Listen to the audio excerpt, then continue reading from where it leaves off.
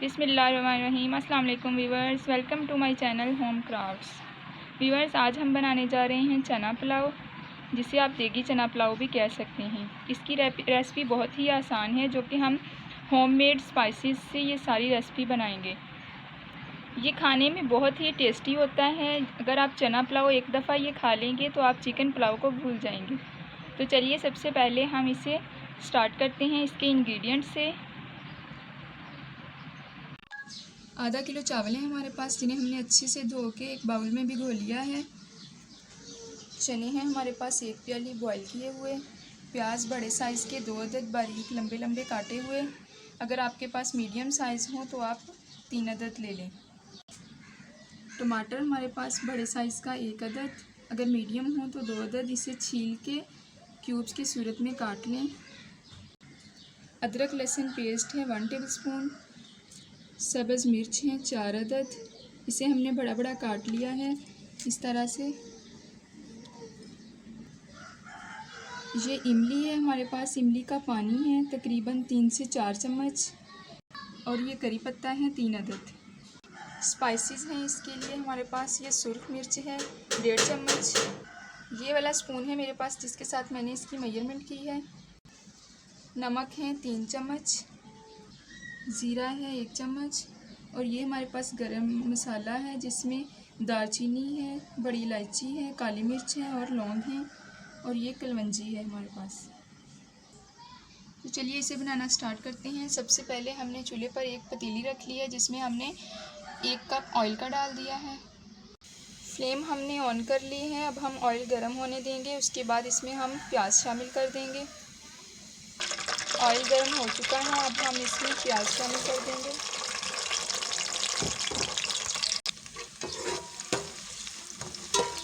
پیاز کو ہم آئل میں فرائی کر لیں گے، اسے براؤن کرنا ہے ہم نے۔ براؤن ہونے تک ہم اسی طرح اسے فرائی کریں گے۔ یہ پیاز جب اتنا براؤن ہو جائے گا تو اس میں پانی ڈال دینا ہے۔ پانی ڈال کے اسے فوراً سے کور کر دینا ہے۔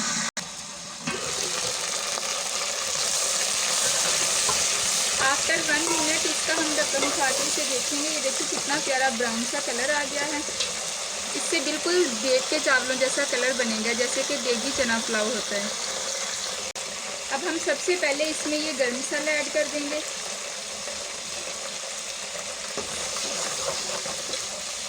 اور ساتھ میں یہ لہسن ادرک کا پیسٹ ایڈ کر دیں گے۔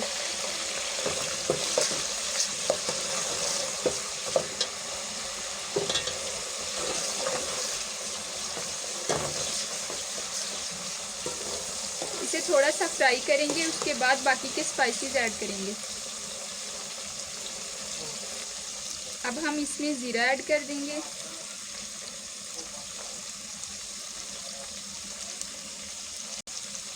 گرم مسالہ اس میں پہلے ایڈ کرنے کا ایک فائدہ ہوتا ہے کہ گرم مسالے سے بھی بہت اچھا کلر آ جاتا ہے۔ اب ہم اس میں ٹماٹر ایڈ کر دیں گے، اور ساتھ میں سبز مرچ ایڈ کر دیں گے۔ اسے اچھے سے ہلائیں گے۔ 1 منٹ تک ٹماٹر کو ایسے ہی اس میں بھونیں گے۔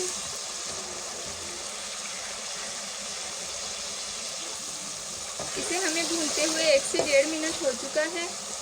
اب ہم اس میں باقی کے اسپائسیز ایڈ کر دیں گے، سرخ مرچ، نمک اور کلونجی، ان تینوں کو ہم ایڈ کر دیں گے، اور ساتھ میں تھوڑا سا پانی ڈال کے اسے بھون لیں گے۔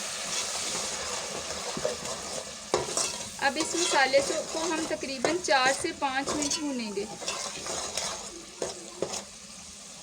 اس مسالے کو ہم جتنا زیادہ بھونیں گے اس میں چاولوں میں اتنا ہی اچھا ٹیسٹ بنے گا، اس لیے ہم اسے تقریباً 4 سے 5 منٹ اچھے سے بھونیں گے۔ اسے بھونتے ہوئے ساتھ ساتھ ہم تقریباً یہ 3 عدد کری پتہ ہے جو اس میں ڈال دیں گے۔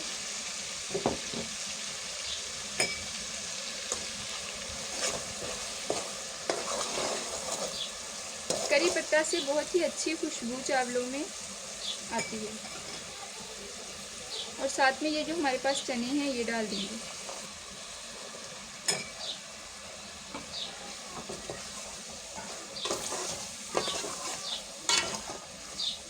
4 سے 5 منٹ ہو چکے ہیں۔ چنے ڈالنے کے بعد ہم تقریباً 4-5 منٹ مزید بھونیں گے تاکہ چنوں میں اچھے سے مسالہ رچ جائے۔ جب چنوں کو بھونتے ہوئے تقریباً 2 منٹ ہو جائیں گے تو ہم اس میں املی کا پانی شامل کر دیں گے۔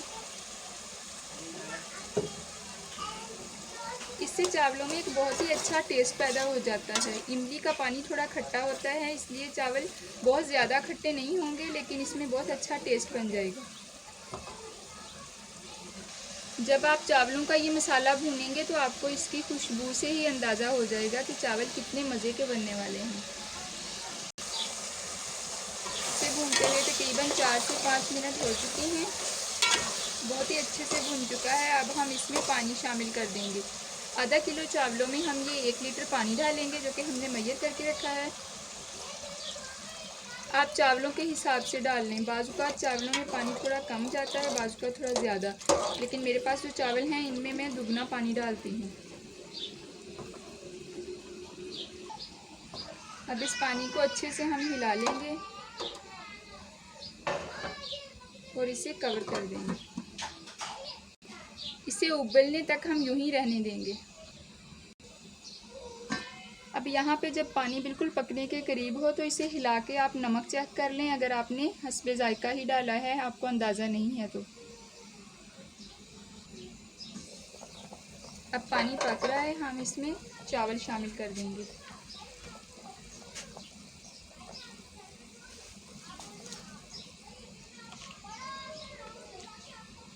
اس طرح تھوڑے سے چاول ڈالیں، تقریباً آدھے ڈالنے کے بعد اسے اچھے سے ہلا لیں، دین باقی کے اس میں ایڈ کر دیں۔ چاولوں کا پانی ہم نے اچھے سے نکال لیا ہے، اسے اسی چمچ کے ساتھ ہم ڈالیں گے تاکہ جو پانی تھوڑا بہت اس میں رہ گیا ہے وہ چاولوں میں نہ جانے پائے۔ یاد رکھیں کہ جب بھی آپ چاہتے ہیں کہ چاول ذرا اچھے سے پک جائیں اور ٹیسٹی بنے تو اس کے لیے چاول کم از کم 15 سے 20 منٹ پہلے بھی دھو لیں، بنانے سے پہلے۔ اسے ہاتھ سے ہم اچھے سے صاف کر کے ڈال لیں گے اور اب اسے اچھے سے ہلائیں گے اور اس کو کور کر دیں گے۔ 3 منٹ تک ہم اسے کور کریں گے۔ آنچ ہم نے میڈیم ٹو ہائی رکھی ہوئی ہے، لیکن ہم 2 منٹ کے بعد آنچ تھوڑی لو کر دیں گے۔ جب تقریباً 1.5 سے 2 منٹ ہو جائیں گے تو اس طرح سے انہیں اچھے سے ایک دفعہ ہلا دیں تاکہ یہ ایک ہی جگہ پہ نہ گٹھلی سی بن جائے۔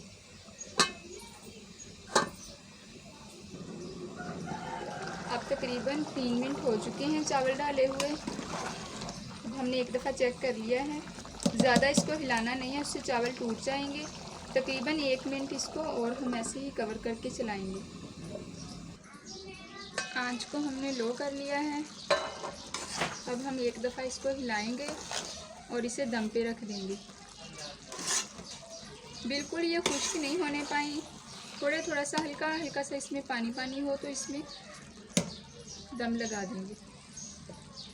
اسے دم لگانے سے پہلے یہ ہمارے پاس سرکہ ہے، یہ ہم اس میں تھوڑا سا ایڈ کر دیں گے۔ اس سے کیا ہوتا ہے کہ چاول جڑیں گے نہیں۔ یہ تقریباً 1 سے 1.5 چمچ یا اپنے ٹیسٹ کے مطابق اس کو ایڈ کریں۔ اب اسے اچھے سے ہلا دیں گے تاکہ یہ سارے چاولوں میں اچھے سے مکس ہو جائے۔ اگر آپ کے پاس پودینہ اویلیبل ہو تو یہاں اس میں تھوڑا سا پودینہ ڈال کے پھر دم لگائیں، اس سے بہت اچھی خوشبو پیدا ہو جائے گی۔ اور دم لگانے سے پہلے یہ بات دھیان میں رکھیں کہ رومال خشک ہونا چاہیے، پھر اس سے چاول جڑیں گے نہیں۔ تقریباً ہم 3 سے 4 منٹ تک بالکل لو فلیم پہ دم لگا کے رکھ دیں گے۔ اب ہمیں دم لگائے ہوئے تقریباً 1.5 منٹ ہو چکا ہے، چاول تقریباً پک کے تیار ہو چکے ہیں۔ اسے اچھے سے ہلا لیں گے، کوشش کریں کہ اس کے اوپر ڈھکن لگا کے اسے پھر ہلائیں۔ پتیلی کو دونوں سائڈ سے اس طرح سے پکڑ لیں، اس طرح سے پتیلی کو دونوں سائڈ سے پکڑ کے اس کو ہلا لیں۔ فلیم کو پہلے آف کر دیں۔ ہم نے چاولوں کو اچھے سے ہلا لیا ہے، اب ہم اسے ڈش آؤٹ کر لیں گے۔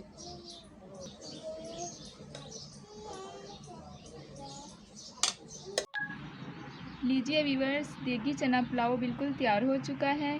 اسے ضرور ٹرائی کیجیے، ایک دفعہ آپ بنائیں گے تو آپ چکن پلاؤ کو بھول جائیں گے۔ آپ بھی اسے ٹرائی کیجیے، فرینڈز اینڈ فیملی کے ساتھ شیئر کیجیے۔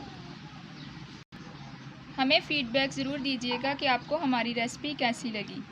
اگر آپ کو ہماری ریسپی اچھی لگے تو اسے لائک کیجیے، کمنٹس کیجیے اور فرینڈز کے ساتھ شیئر کیجیے، اور ہمارے چینل ہوم کرافٹس کو سبسکرائب کیجیے۔